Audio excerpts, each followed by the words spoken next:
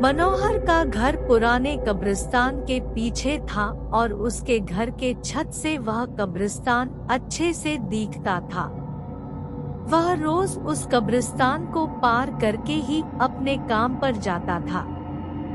मनोहर के 2 बच्चे थे और दोनों बच्चे बड़े ही शैतान थे। बड़े बेटे का नाम रॉकी और छोटे बेटे का नाम विकी था। एक बार गर्मी की छुट्टियों में रॉकी और विकी की बहन सोनिया भी आई हुई थी।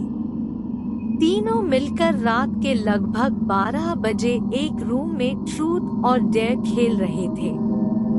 रॉकी सोनिया से पूछता है कि तुम ट्रूथ लोगी या डेयर। सोनिया डेयर लेती है और पूछी है कि तुम लोग कुछ खतरनाक करने के लिए तो नहीं कहोगे ना। रॉकी, ये हुई ना बात तो जाओ अब छत पर से घूम करके आओ और छत पर रखे गमले में से फूल तोड़कर लाना होगा, तभी हमें पता चलेगा कि तुम छत पर से आई हो। सोनिया, छत पर से तो कब्रिस्तान दिखता है। नहीं, मैं नहीं जाऊंगी। रॉकी और विकी दोनों सोनिया को छत पर जाने के लिए जबरदस्ती बोलते हैं। सोनिया छत पर जाती है और जैसे ही गमले में लगे फूल की तरफ बढ़ती है, तभी उसकी नजर कब्रिस्तान की ओर पड़ती है। कब्रिस्तान में एक बड़ा सा सूखा पेड़ होता है। वह देखती है कि उस पेड़ पर एक सर कटी हुई उल्टी लाश लटक रही होती है। सोनिया उसे देखती है और जोर से चिल्लाती हुई बेहोश हो जाती है। फिर जब सोनिया बहुत देर तक छत पर से नहीं लौटती है, तो रॉकी और विकी दोनों डर जाते हैं और वह छत पर जा करके देखते हैं तो पाते हैं कि सोनिया बेहोश पड़ी है। वो तुरंत मनोहर को बुलाते हैं और सारी बात बताते हैं। मनोहर, तुम तीनों को ऐसा खेल खेलने की जरूरत क्या थी? और रॉकी, तुम तो जानते हो उस कब्रिस्तान के बारे में कैसी कैसी खबरें आती हैं, फिर भी तुम सोनिया को रात में छत पर जाने के लिए क्यों भेजा? रॉकी, सॉरी डैड, मुझसे गलती हो गई, हम आगे से ऐसा नहीं करेंगे। मनोहर, और फिर कभी दोबारा ऐसा काम किया तो तुम दोनों को उसी कब्रिस्तान में छोड़ आऊंगा। अच्छा सोनिया बेटी, ये बताओ तुमने वहाँ ऐसा क्या देख लिया था कि तुम वही बेहोश हो गई?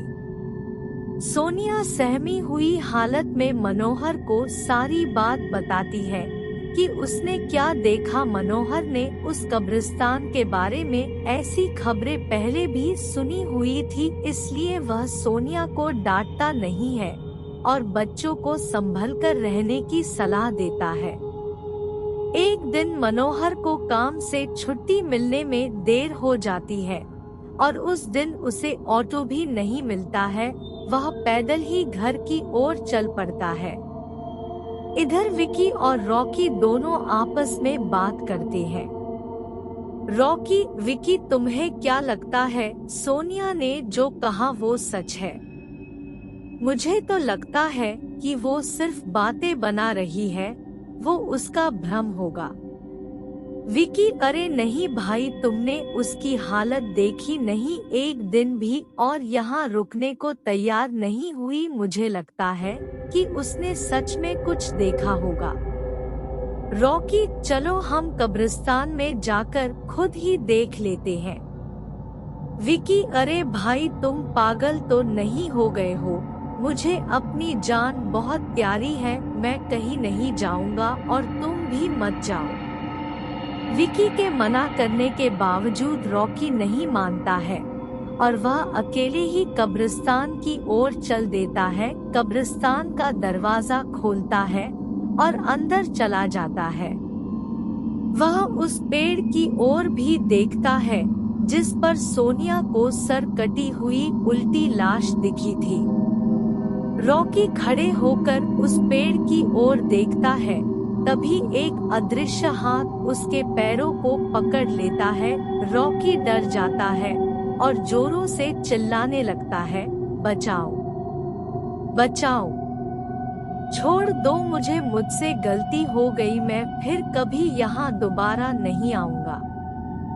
दूसरे कोने पर एक कब्र होती है जो कि खुली हुई होती है। उसके ऊपर खून लगा हुआ होता है। वह अदृश्य हाथ रॉकी को खींचकर लाते हैं और उस कब्र में ढकेलने की कोशिश करने लगते हैं। रॉकी चिल्लाता है, छोड़ दो, मुझसे गलती हो गई, मैं फिर यहाँ कभी नहीं आऊंगा, मुझे मत मारो, मुझे जाने दो। मनोहर काम से पैदल घर पहुँचने वाला ही होता है। जैसे ही वह कब्रिस्तान से गुजरता है, उसे रॉकी की आवाज सुनाई देती है।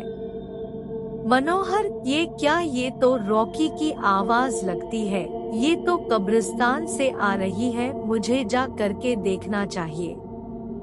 मनोहर कब्रिस्तान में चारों ओर देखता है, लेकिन रॉकी कहीं नहीं दिखाई देता है। वह घर लौटकर आ जाता है और विकी से पूछता है कि रॉकी कहाँ है। विकी, पापा मेरे बार बार मना करने के बावजूद भी रॉकी कब्रिस्तान में चला गया। वो जानना चाहता था कि सोनिया जो कह रही थी वो सच है या नहीं। मनोहर, हमारे पास समय बिल्कुल भी नहीं है, जाओ घर के मंदिर में शंख में जो जल रखा है वो जल्दी से लेकर आओ, हमें रॉकी को खोजने कब्रिस्तान जाना पड़ेगा। विकी वो जल लेकर आता है।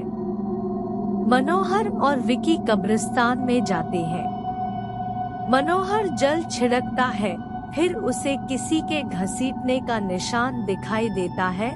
वह समझ जाता है और फिर उस निशान का पीछा करते हुए उस कब्र तक पहुंच जाता है।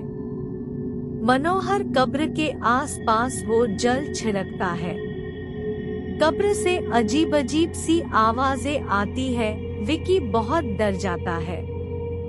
मनोहर, मुझे लगता है कि श्रापित प्रेत आत्माओं ने रॉकी को इस कब्र के अंदर कैद कर लिया है, हमें जल्द ही इसे निकलना होगा। तुम ये पवित्र जल आसपास छिड़कते रहो, इससे हमें वो प्रेत आत्माएं कोई नुकसान नहीं पहुंचा पाएंगी।